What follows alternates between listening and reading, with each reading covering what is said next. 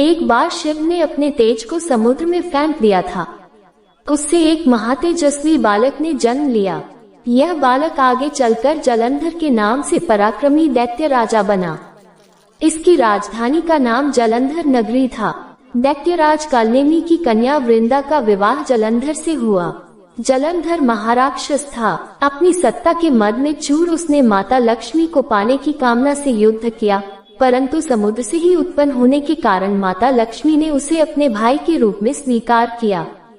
वहां से पराजित होकर वह देवी पार्वती को पाने की लालसा से कैलाश पर्वत पर गया।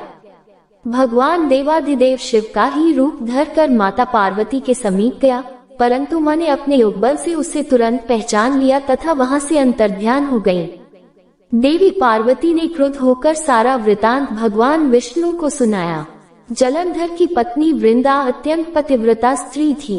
उसी के पतिव्रत धर्म की शक्ति से जलंधर न तो मारा जाता था और न ही पराजित होता था। इसीलिए जलंधर का नाश करने के लिए वृंदा के पतिव्रत धर्म को भंग करना बहुत आवश्यक था। इसी कारण भगवान विष्णु ऋषि का वेश धारण कर वन में जा पहुँचे, जहाँ वृंदा अकेली भ्रमण कर रही थी। भगवान के साथ 2 मायावी राक्षस भी थे, जिन्हें देखकर वृंदा भयभीत हो गई।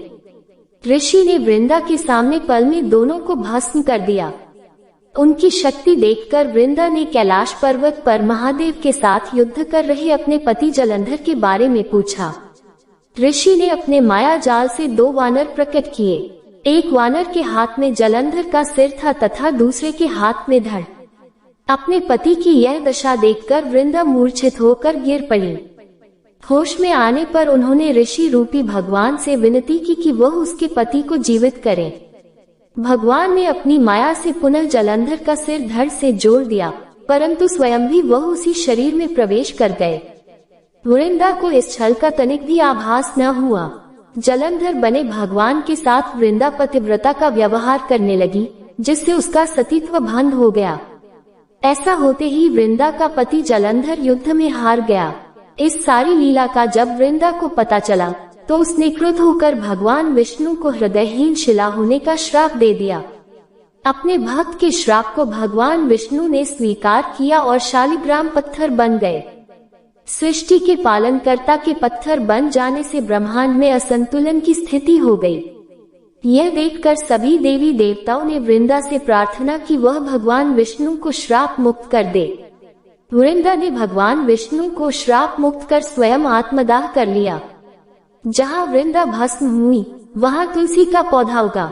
भगवान विष्णु ने वृंदा से कहा, हे वृंदा, तुम अपने सतीत्व के कारण मुझे लक्ष्मी से भी अधिक प्रिय हो गई हो।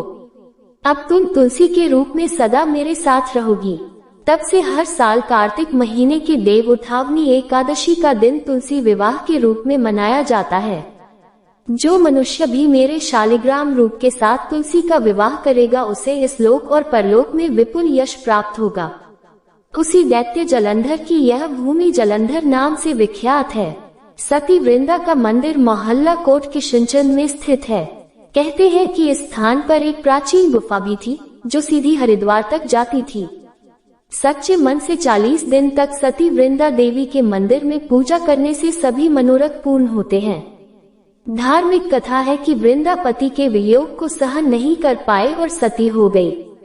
कहा जाता है कि वृंदा की राख से जो पौधा उत्पन्न हुआ, उसे भगवान विष्णु ने तुलसा का नाम दिया, जिसके बाद भगवान विष्णु ने यह प्रण लिया कि वे तुलसी के बिना भोग ग्रहण नहीं करेंगे। इसके साथ ही उनका विवाह शालिग्राम से होगा। मान्यता है कि जो कोई श्रद्धापूर्वक तुलसी विवाह संपन्न कराएगा, उसका वैवाहिक जीवन खुशियों से भरा रहेगा। जिस घर में तुलसी होती है, वहाँ यम के दूत भी असमय नहीं जा सकते। मृत्यु के समय जिसके प्राण मंजरी रहित तुलसी और गंगा जल मुख में रखकर निकल जाते हैं, वह पापों से मुक्त होकर वैकुंठ धाम को प्राप्त होता है। जो मनुष्य तुलसी व आंवलों की छाया में अपने पितरों का श्राद्ध करता है, उसके पितर मोक्ष को प्राप्त हो जाते हैं। तुलसा माँ की आरती।